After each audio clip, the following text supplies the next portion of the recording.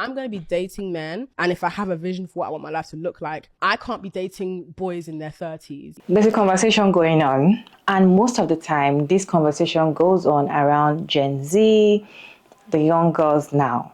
And this is something they always say all the time, that they would rather be with an old man that has money, married a man that has money, than being with a young guy that is struggling.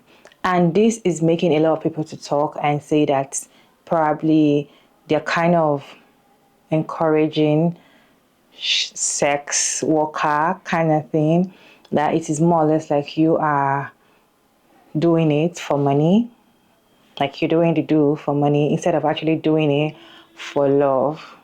And people are like, this is not a good mindset. And of course, men are not even happy with this kind of conversation, especially the men that are trying to earn a living and still struggling.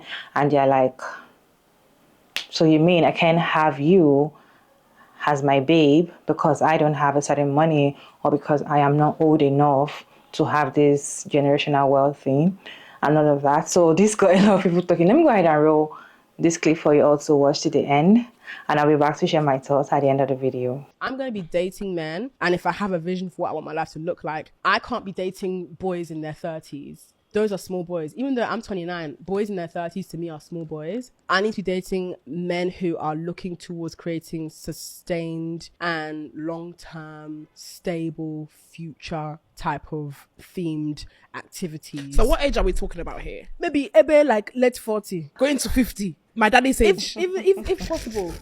Yes, because I'll tell you why. Yeah, I know. Hey. I know. Big hey. I get women who are like, ew, so you're gonna sleep with an old man. What's interesting to me is, okay, let's say you marry a man that's the same age as you. At some point, you're gonna an old man, Abby. I mean, the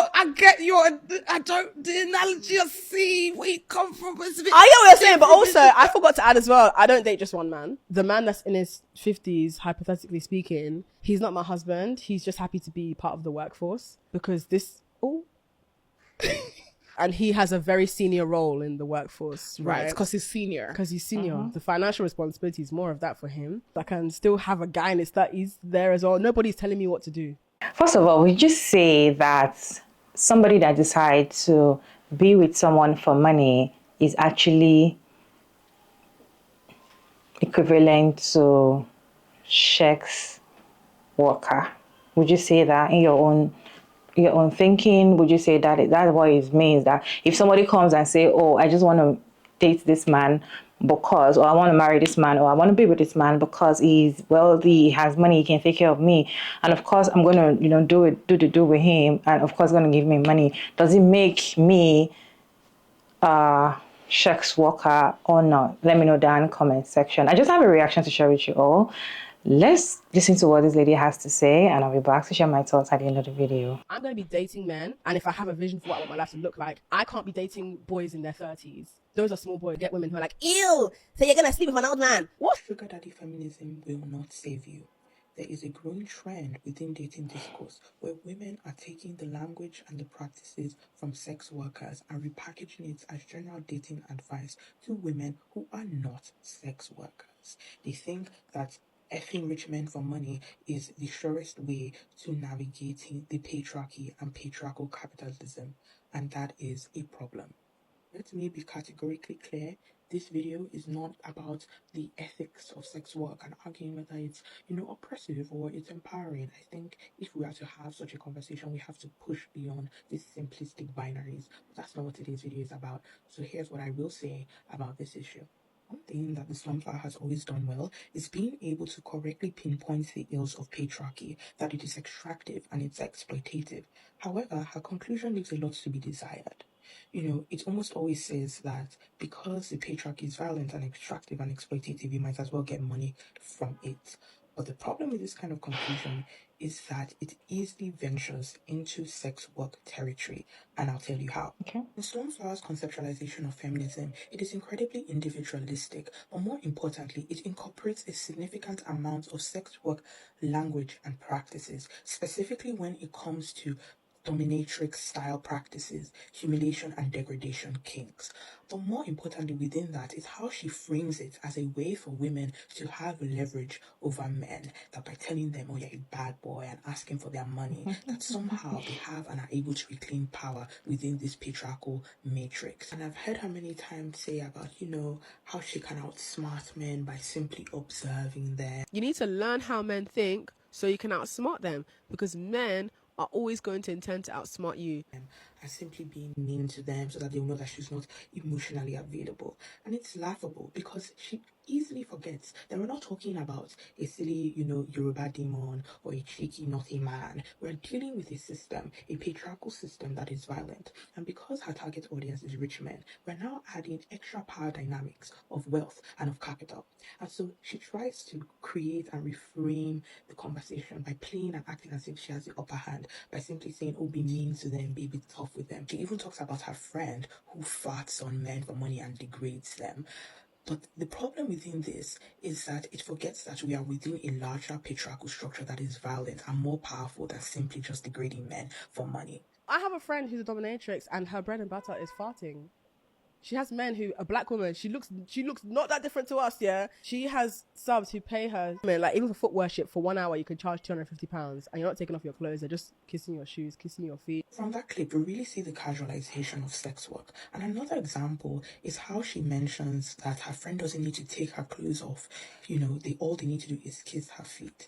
Now, one might argue that she's just simply mentioning a fact, and that might be well and true. But another way to look at it is that she's trying to subtly let you know that you have the upper hand, you have the real power here, you have the leverage within the dynamic. But again, this is a very simplistic view of this type of interactions, and this is why it's dangerous, because although you are within a dominatrix and you're performing power within the patriarchal capitalist system, and when rich men are involved with their resources and power, you truly do not have the leverage that you believe that you have.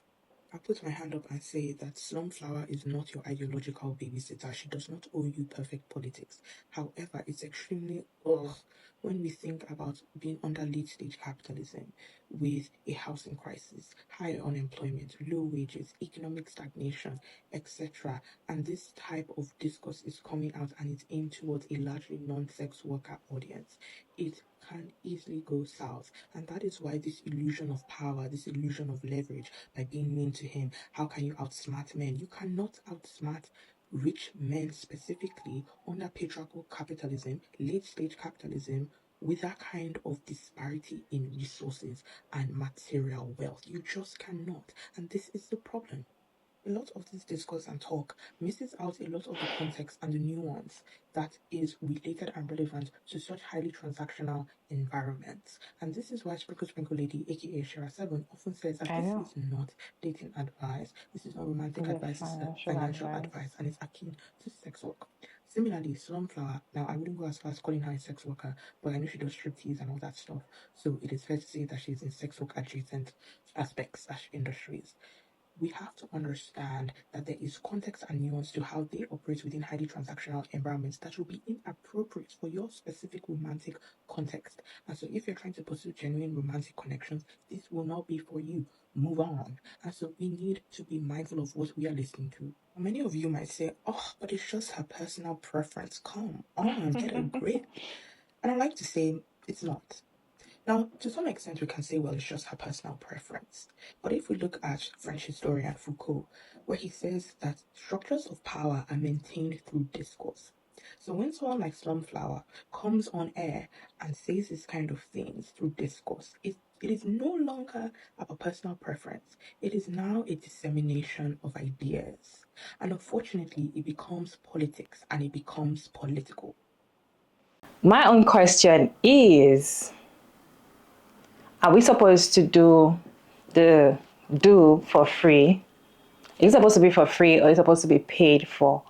Okay, because once a woman come out to say she needs money from a man that wants to get that from her, everybody comes and attack her and say she's a prostitute, or she's saying rubbish, or she doesn't know what she's saying, or people always come for women like that. Even men, they see. In fact, let me just give you a scenario.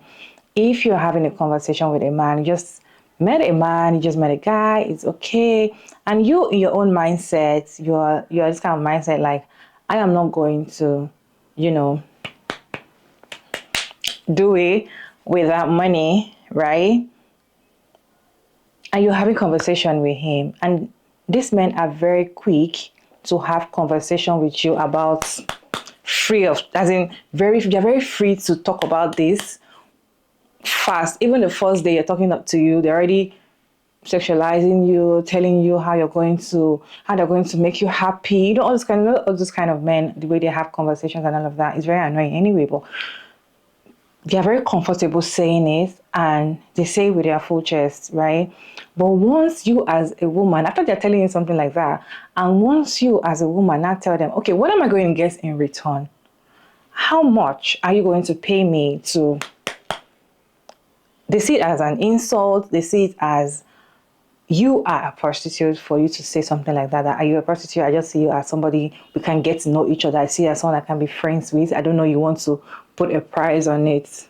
Why is it always difficult for women to put a price on, but men can easily say it and nothing is? That's the question I need to ask first before I say my own opinion, because I personally don't see anything wrong if a woman say that if a lady say that she wants to be with a man that is 100 years old and she wants to marry him because she feels like she's going to be very secure with her life, because she needs money. Because I always say, see, when you're in a relationship or once you want to get into a relationship, get in a relationship for a purpose. If your purpose is for you to secure your wealth, it's to secure wealth, you want to have money and you need that money. Don't go and meet a man that is struggling, because you're not going to be happy. So if she comes out to say this is what she wants, this is how she sees herself, she wants money, and she feels like she doesn't want to work for her money by herself, she feels like she needs a man to secure that future for her, which is an old man to secure that future for her, let her be. I don't see anything wrong with it. In fact, I'm going to clap for you and say, okay, if that is what you want, so be it, right? I don't see it as encouraging sex worker or something. I see those kind of people that do this kind of work as they do it with multiple men, not just a particular person, right? But then when you see a woman always put a price on, they automatically just see you as somebody like that. So are we not supposed to put a price on it, or we're supposed to just give it out for free? So what am I going to get in return? As you as a man getting it from me because you want it, so I'm giving you what you want. What am I going to get in return from you? Love? I don't know, like it's confusing, because honestly, I actually appreciate the reaction from this lady. I know where she's coming from. I understand where she's coming from, because most women always think that once you marry a man that has money and is old, your life is secure, your everything. There is pros and cons. So if you think that if you marry an old man, everything is okay, your life, that is the best marriage ever, you will still face your own situation in front. In fact, an African man that is very rich and marries you is going to control your life. You're going to be financially abused, very abused. Like you're not going to have a say. It's going to control everything you do. It's going to keep track of everything you do. If you're ready for that kind of life, you're ready for somebody controlling your life 100, right? You can go that kind of lifestyle. People are okay and comfortable with it. So it always comes with pros and cons, but I just feel like some ladies that feel like if they go through that route, if they marry somebody that is so old and boxed up and rich, or they can even be the fourth wife, their life is perfect and everything, I feel like that is not the way, or that is not the solution to your life. I feel like even you as a woman, you can make your own money that these men are making. They don't have two heads. You can actually be financially okay by yourself. You can be able to make money and afford things that you can afford by yourself and not even attach those things to these men. But some women, that is what is in their head. Some ladies, you see them, I'm like, what are you doing for a living? Or just the next thing they talk about is, I need a sugar daddy. I need a sugar daddy to sponsor me. I need a sugar daddy. I'm like, you need a sugar daddy for what? You know that most of the sugar daddy, they abuse you. just because of the change they want to give you. And at the end of the day, you know you can make that money yourself without being abused and insulted in that kind of way. Because once they see that I'm going to pay, some of them will pay whatever money you want to collect, they'll pay you that money, but then they will insult you with it, and you lower your whatever your standard and everything. So I'm not saying don't do it if that's what you want to do, but don't make it look like you cannot succeed on your own as a person without going through that route. At least try to succeed like that before you feel like a man has to hold your finance before you can be okay to make money, if that makes sense, right? But when it comes to marriage, some women they feel very comfortable, they feel very secure, they feel like their children life is secure when they marry a man that is very wealthy, a man that is very old, because and most women or ladies, they see older men as a father figure, right? When you meet a man that is very old, that like 20, 25 years older than you, and you want to marry him, you see him as a father figure, and you're kind of like secure under him because he's going to take care of you. And even if he's boxed up again, you're going to feel like secure. Most of them feel very secure around men like that. But I feel like men like that will easily manipulate you. They easily see you as somebody that they can just toss around. So everything comes with its own advantage and disadvantages. But I don't really get whereby when women put a price on, you know, they always come for them. And this is real.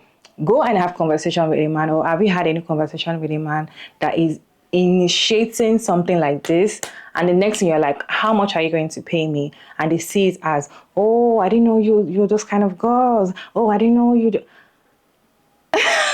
They already getting offended. They are like, they just want to do it. Most of them just want to do it for love, if that makes sense. And but then they don't love you. They just, that is what they want from you. That's exactly what most of these men want from you. Once they are done with it, their affection and everything they have for you is gone. So what are you going to get in return as a girl doing it with them? What is your take on today's video? Do you think women or ladies that are doing sugar daddy thing, they're equivalent to sex workers? Let me know down in the comment section respectfully. And thank you all so much for tuning in today's video. I hope you enjoyed this one. Don't forget to like and share and subscribe. It is your favorite girl again, Maria Davis, and thank you all so much for tuning in again in today's video. And I will see you all in my next video. Bye.